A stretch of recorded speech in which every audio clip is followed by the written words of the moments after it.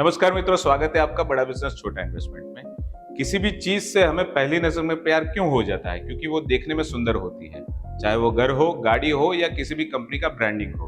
तो आज मैं आपको ऐसे व्यक्ति से मिलवाने जा रहा हूं जिसका 27 साल का डिजाइनिंग फील्ड का एक्सपीरियंस है। नाम है उनका पल्लव शाह और उनकी कंपनी का नाम है डिजाइन कैटल। वेलकम पल्लव भाई ऑन आवर चैनल बड़ा बिजनेस छोटा इन्वेस्टमेंट। थैंक यू सचिन भाई। चलो शुरू करें। यस करते हैं। सो पल्लव, एक ट्रेडिशनल बिजनेस फैमिली से क्रिएटिव डिजाइनिंग फील्ड में आप कैसे आए? वैसे तो हम एक बिजनेसमैन फैमिली से इंडस्ट्रियलिस्ट थे, पर बचपन से ही मेरा जो थॉट प्रोसेस था वो थोड़ा क्रिएटिव था। कुछ अलग करने का सोच रहा था मैं। तो फैमिली बिजनेस में नहीं ज्वाइन होके मैंने एक नया करने का कुछ सोचा, जिसमें मुझे लगा कि मुझे क्रिएटिव साइड में ज़्यादा अच्छा लगेगा। तो धीरे धीरे मैं बढ़ता गया, इंटरेस्ट बढ़ता गया और इस फील्ड में मैं आ गया। पर हाँ, कि इस फील्ड में आने वाला मैं पूरे फैमिली में सबसे पहला हूँ और बहुत ही मेहनत और बिना किसी जान पहचान के आज इस मुकाम पे पहुँचा हूँ। तो डिजाइनिंग फील्ड में आपने शुरुआत कैसे की? बेसिकली जैसे मैंने बताया कि मुझे क्रिएटिव विजुअल ज़्यादा पसंद है। तो इसी दौरान मेरी मुलाकात मेरे गुरु श्री विट्ठल वारिया से हुई, जिनकी मेंटरशिप के अंडर मैंने ये पूरा फील्ड के अंदर आगे बढ़ा। उन्होंने ये मुझे समझाया कि डिज़ाइन एक दिखाने के लिए नहीं होती है, पर एक सोच होती है, जो कि आपको प्रेजेंट करना पड़ता है कि कैसे लोगों को आप क्रिएटिव वे में दिखाओगे इसको, ताकि डिज़ाइन कुछ उनको सॉल्यूशंस दे या तो उनकी नीड पूरी करे। और उन्हीं की मेंटरशिप में आज मैं डिज़ाइनिंग के अंदर बढ़ता गया हूँ आगे। तो आपने आपका करियर कब और कैसे शुरू किया और शुरुआती साल कैसे रहे थे आपके?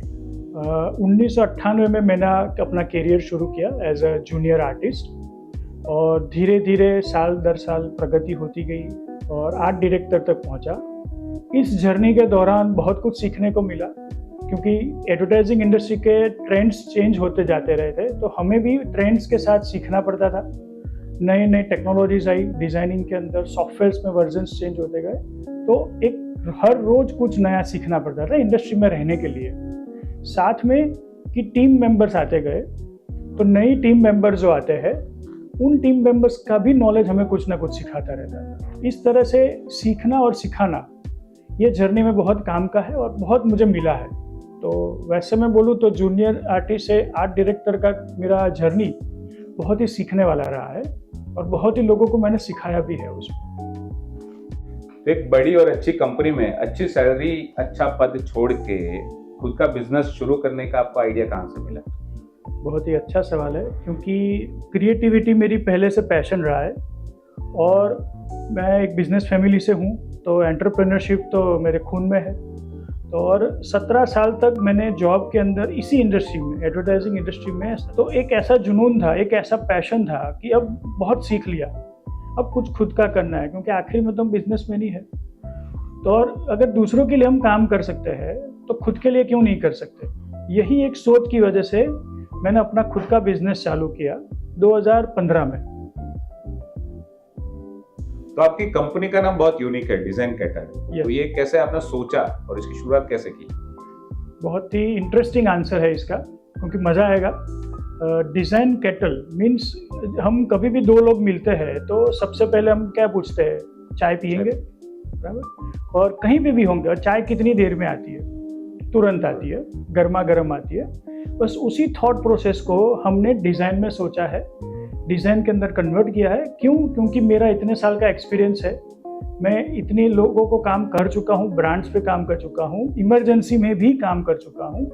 यही सब सोचने के बाद कैटल एंड डिज़ाइन का कॉम्बिनेशन किया कि डिज़ाइन जो मेरा पैशन है एंड कैटल कि जिसमें चाय उबलती रहती है, आप कभी भी मांगो चाय इंस्टेंट मिलती है, एकदम हॉट मिलती है।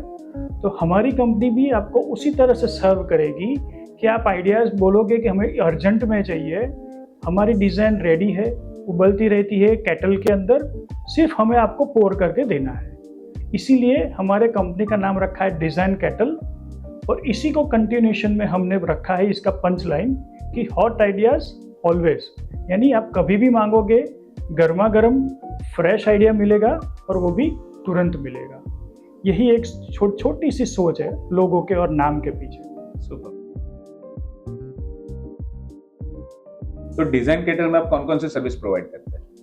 डिज़ाइन कैटल में जहाँ भी डिज़ाइन वर्ड होता है या किसी भी एक कंपनी को, ब्रांड को अपनी ब्रांडिंग सॉल्यूशंस जो चाहिए, बेसिक जो डिटेल्स होती है, नई कंपनी शुरू हो कि एस्टेब्लिश कंपनी हो, लोगो डिज़ाइंस है, वेबसाइट डिज़ाइन है, उनके ब्रोशर्स है, 360 डिग्री ब्रांडिंग है, BTL एक्टिविटीज़ है, या फिर उनका पैकेजिंग डिज़ाइन है, सोशल मीडिया मार्केटिंग है, वो कोई इवेंट कर रहे हैं तो हम इवेंट करते हैं, ये सभी उनकी डिज़ाइन रिलेटेड जो भी रिक्वायरमेंट है हम उनको फुलफिल करते हैं।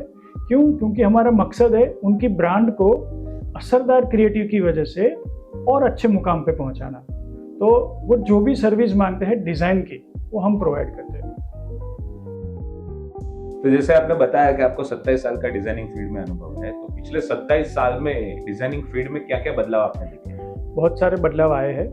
जैसे कि एक समय था कि जब प्रिंट मीडिया का बहुत ज़्यादा मार्केट में था, होर्डिंग्स बहुत सारे लोग यूज़ करते थे किसी भी ब्रांड प्रमोशन के लिए। जो आज के समय में प्रिंट मीडिया था वो डिजिटल मीडिया हो गया है, और जो आउटडोर था वो भी इतना एडवांस हो चुका है कि स्टैटिक होर्डिंग की जगह अभी डिजिटल होर्डिंग हो चुके हैं।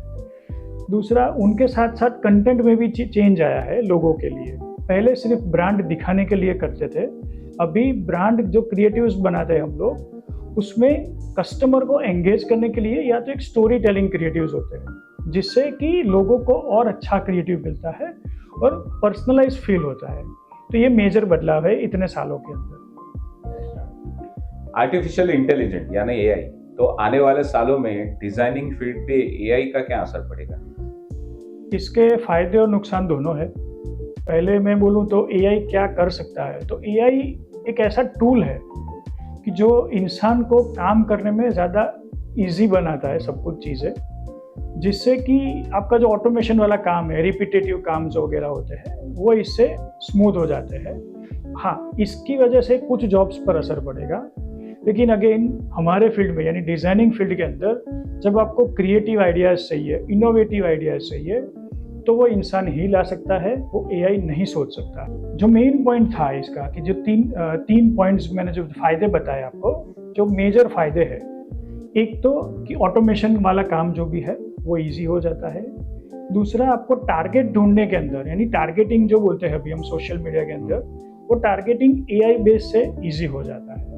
तीसरा कि आपको basic content, basic ideas, raw product जो हम बोलते हैं, वो मेहनत के ढूंढने में इजी कर देता है। फिर इंसानी दिमाग उसको और मॉडिफिकेशन करता है, जो टाइम सेविंग होता है।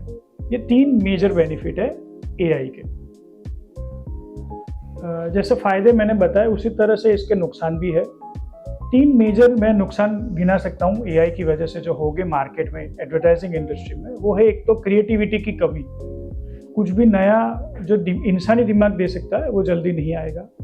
दूसरा है जॉब्स पे असर होगी। हाँ, रिपीटेटिव जॉब जो भी होंगे उस पे जॉब्स का है, ऑटोमेशन पे चला जाएगा इसलिए। और तीसरा है ब्रांड आइडेंटिटी के ऊपर इनका इफेक्ट होगा, क्योंकि जो इंसानी दिमाग दे सकता है वो AI कभी भी नहीं दे सकता है। हम यही सोचते हैं कि AI कभी भी रिप्लेसमेंट नहीं है एडवर्टाइजिंग इंडस्ट्री के अंदर, वो सिर्फ और सिर्फ एक टूल है जो हमारे जो क्रिएटिविटी होती है उसको इम्प्रूव करने में मदद करता है। तो पल्लव जी, अगर आपको चांस मिले किसी भी कंपनी का अगर लोगो चेंज करना हो, तो कौन सी कंपनी का आप लोगो चेंज करना चाहोगे?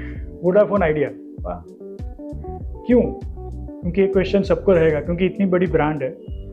क्योंकि मुझे ऐसा लगता है, मेरे हिसाब से और मेरे एक्सपीरियंस के हिसाब से मैं ये सोचूंगा कि जबकि मर्जर हुआ है किसी भी कंपनी का, 2 कंपनियों का, वोडाफोन जो कि इंडिया बाहर से है और आइडिया जो कि हिंदुस्तान की कंपनी है, दोनों का लोगो के अंदर इक्वल फॉर्मेट में होना चाहिए पार्ट, क्योंकि दोनों साथ में काम कर रहे हैं। मैं जो देख रहा हूँ जिस एंगल से लोगों को, V एंड I, V को उन्होंने प्रोमिनेंस दिया है, जबकि I को उन्होंने एक्सक्लेमेशन में डाल दिया है। मीन्स कि जो इंडियन कंपनी है, जो हिंदुस्तान की हमारी कंपनी है, वो उनके मर्जर के साथ कितना रहेगी, एक एक्सक्लेमेशन डाल दिया है उन्होंने खुद ने। इसी वजह से मुझे ऐसा लगता है, जबकि आप पार्टनरशिप कर रहे हो तो दोनों का इक्वल होना चाहिए, दोनों को प्रोमिनेंस भी मिलना चाहिए।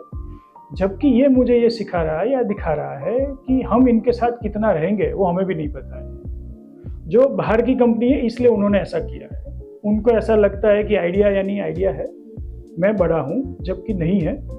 आइडिया की वजह से वोडाफोन चल रहा है। तो मेरे हिसाब से वोडाफोन आइडिया का लोगो बदलना चाहिए, दोनों को इक्वल प्रोमिनेंस मिलना चाहिए।